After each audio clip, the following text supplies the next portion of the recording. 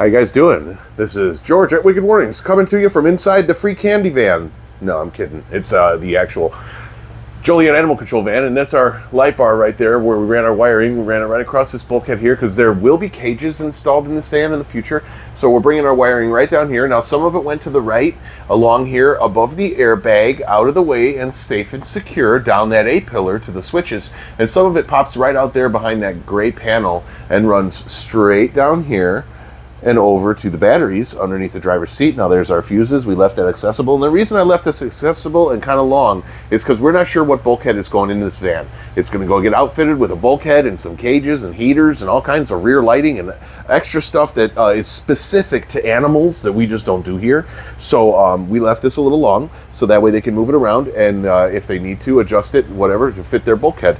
And then our fuses are right there. So that way, once this is all bulkheaded off, you will not need to pull the seat to get the fuses underneath it by the battery. Boo, don't put your fuses there, because if one blows, you got to pull the seat off to get to it.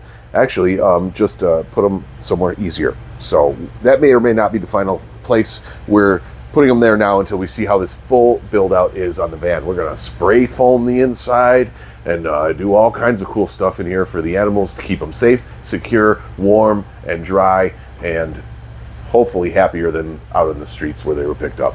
So thanks for tuning in to Wicked Warnings.